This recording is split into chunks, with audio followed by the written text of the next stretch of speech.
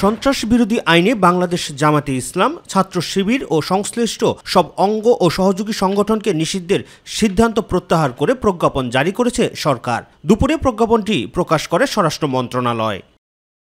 প্রজ্ঞাপনে বলা হয়, যেহেতু বাংলাদেশ জামাতে ইসলাম এবং উহার ছাত্র সংগঠন ইসলামী ছাত্র শিবির সহ উহার সকল অঙ্গ সংগঠনের সন্ত্রাস ও সহিংসতার সম্পৃক্ততার সুনির্দিষ্ট কোনো তথ্য প্রমাণ পাওয়া যায় নাই, এবং যেহেতু সরকার বিশ্বাস করে যে বাংলাদেশ জামাতে ইসলাম ও উহার ছাত্র সংগঠন ইসলামী ছাত্র শিবির সহ উহার সকল অঙ্গ সংগঠন সন্ত্রাসী কার্যকলাপের সঙ্গে জড়িত নহে, তাই দলটির নিষিদ্ধ ঘোষণা সংক্রান্ত প্রজ্ঞাপন বাতিল করা হলো।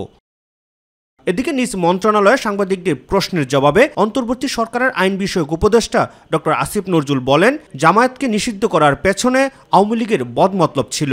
আমরা মনে করি আওয়ামী লীগ কোনো নীতিগত অবস্থান থেকে জামায়াতকে নিষিদ্ধ করে নাই।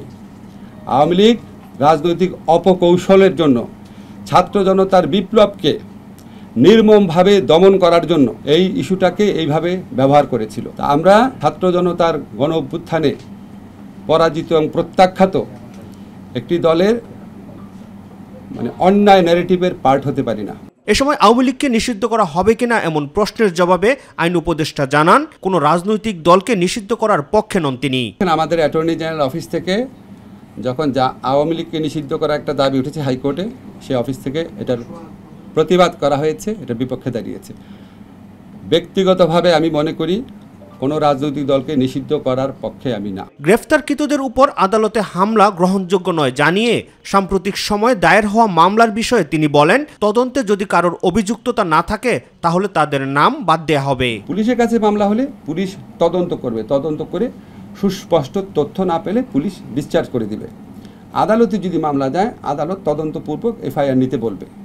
আমরা আমাদের যেটুক করার যে তদন্ত কাজে বা বিচার কাজে, সেখানে আমরা ডিউ প্রসেস বজায় রাখার আপ্রাণ চেষ্টা করব। রাকিব হাসান, মাই টিভি, ঢাকা।